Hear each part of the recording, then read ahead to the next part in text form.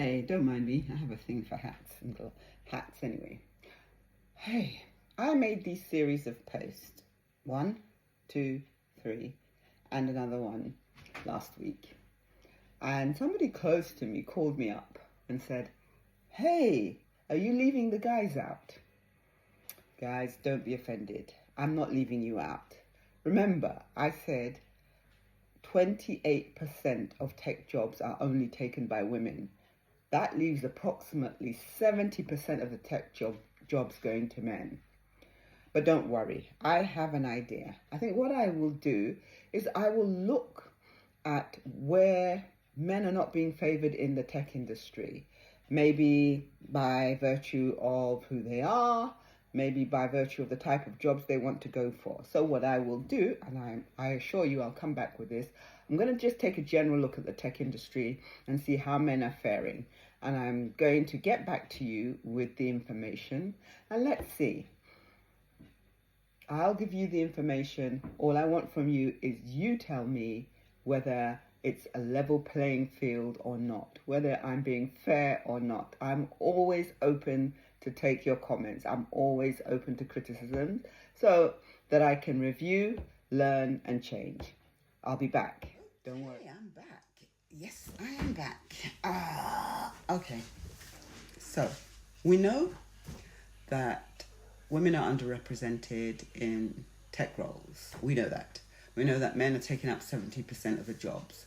But I was forced to consider where are men feeling pain? Where are they feeling at a disadvantage?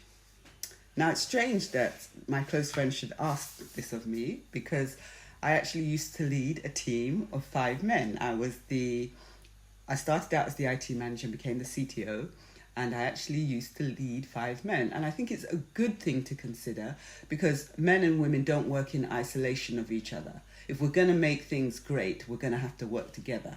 And one of the good things I learned leading people is that sometimes you have to walk a mile in their shoe to appreciate what their situation is, what they're experiencing, and what their perspective is. So what we're going to do right now is walk a mile in their shoes. Excuse me, I was finishing off some washing. Anyway, we're going to walk a mile in their shoe. What does that mean? Well, let's deal with the first issue I came up with. In the workplace, and especially in tech roles, men have this great pressure to assume that they know the answer to anything. I think it's an assumption. Who makes that assumption? I think men make it for other men because there's this bravado that, I'm a man, I know the answers. And it in the workplace, it's now poured out on all men. So they feel this unbearable pressure that if a problem arises, they need to find the answer. And that can be problematic. It can lead to the fact that when a problem is put forward and you are in a team, men, or some men, not all, but some men instantly jump at an answer without considering all the facts, without getting input from all their team. And that can invariably lead to the wrong answer. But that's because the pressure is so great upon them that they feel they must know the answer. And as I said, it leads to them not listening to other members of their team. And that's one of the big things that I noticed when I was leading a team of men. Not all the men, but there would be 1 or 2 who they have this inbuilt, not arrogance, but it's like they have to show they know. And in showing they know, they're not listening to all the facts. They're not getting feedback from the client. They're not getting feedback from the team. And invariably, they end up getting the wrong solution. And that means they also end up alienating the team. And another thing that pops out of this is the fact that when the problems do arise, they now try to shift the blame or they try to hide the problem. And this is one of the disadvantages of men being assumed by themselves and by others in the team and in the company to always be expected to have the right answer. Let's chill out. Men are human, just like we're human. And we need to learn, all of us need to learn to listen, assimilate the information, and make decisions based on all the information or as much of the information as we've got at that time, and then move forward. And we need to take ownership and responsibility. If things go wrong, yes, sometimes badly wrong, we have to own it. That's just the bottom line. There's no point in hiding it or shifting it, because that makes things worse, and it also alienates your team. And in the long run, it also leads to the fact that your team will disrespect you, especially if you're a leader in that team. So that's one of the things in which men may feel at a disadvantage. Diversity hiring. Oh, this conversation, I don't know, I'm tired of it, but let's face it. Have you ever been in a position where you have been considered a diversity hire? Well, I have, and it definitely wasn't for my colour in this instance. It was because I was a woman. I was hired to lead the team, and honestly, it was tough. I was fully experienced, fully qualified to do the job, but because the team below me were males, and not only the males, actually, other members in the company, they seemed to feel like I had to prove myself.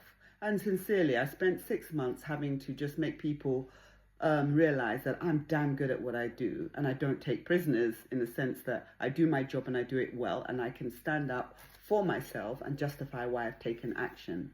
But I just felt at the end of all that, even though these people eventually became my friend, it was tiring. It was annoying, because instead of people spending time working with me to build up the things we need to do and solve the problems, they spent time just leaning back and trying to trip me up. From that point of view, it was annoying. But you see, what I found is many men feel that diversity hiring means that you're less qualified, or that they're being put at a disadvantage, because maybe they've hired a woman or they've hired a BAME candidate before them. And yet usually most women and most BAME candidates are fully qualified for the job, but all that's been done is the field has been leveled by giving them an opportunity to be put before the hiring team, because ordinarily maybe the hiring team wouldn't look at them. But let's stop looking at it from my point of view. Let's walk a mile in a man's shoes. Yes, they can feel that they're being put at a disadvantage. They can feel that perhaps their chances of rising up the ladder may be limited. They can feel disgruntled, or even jealous, or not happy with the person who may be a diversity hire, or even the company. And they can feel that they now have to prove themselves even more and put themselves under undue and unnecessary stress, which may affect their work, which may affect their relationship with other team members, which may affect their mental health. Guys, if someone is hired and they're incompetent, the team will deal with it. But most times you find if a person is a diversity hire, and I'm not sure I'm really for it, but then I do understand why it has to be put in place, because there are some HR people and hiring managers who are so myopic that even if you have the best credentials as a woman or a BAME candidate, they would still not look at you. But that's notwithstanding, we're talking about from men's perspective. Yeah, they feel that they're at a disadvantage in this instance, and it's a perceived disadvantage, because in many of their minds, they feel that the person does not deserve to be there. And I'm here to tell you guys that I have not found that to be the case. In fact, if you look at most supposed diversity hiring, they've had to work twice as hard, have double the credentials, and still have to prove themselves even on the job. So, guys, chill out. Chill out. Don't give yourself a heart attack. Don't stress yourself out. If you're good at what you do, you should have the confidence that no matter who has been hired, you will shine. Coding. I think everyone seems to think that technology is only about coding. It's not. There's more to it, and there's a vast array of job roles that can be technical, non-technical, coding not, and many don't even involve coding. I think with guys, the assumption is they must be great at coding. I don't know where it came from. I don't know why it's there. But coding, everybody, no matter whether they're male or female, may have that aptitude. And on the other hand, they may not. But this is another one of those pressures. I don't know where it came from, but if you are a guy, you know where it comes from. The fact that all guys in tech roles feel the pressure that they must prove themselves to be great coders is a problem. Why? Because when they can't do it, they can't ask for help. And if they can't ask for help, it stalls the process, and then they end up flaking out. I think I remember one of my sisters, she's brilliant at what she does, saying something similar, that the guy could not code for toffee and he just hid it. And then he didn't do the work. And then when he did it, it was bad. And then it was too late. It really messed up everybody. But that's because the pressure on the guy, similar to the pressure of him being able to find a solution to everything, is that there is this assumption, all men must be great coders. No. Some code, some don't. And I think embrace whether you can or cannot code, be clear about it, and live with it. It's not a big deal. You probably have advantages in some other direction that are going to be far more beneficial to you and to the company. Do you, like me, sometimes sense that in tech there is kind of bias to push women towards a creative side of tech and men towards the more technical coding side of tech? I think this is probably one of those biases, maybe inbuilt by HR, I don't know where, but it can make it a sticky situation for men, because the natural assumption they should be pushed to more technical roles. And even though they may like to do things like HR, UX, marketing, non-technical roles, perhaps they're not given those roles or offered those roles because there might be a certain bias and an assumption to the fact that they will be more technical, more coding. Yeah, guys, I get it. You just have to speak up.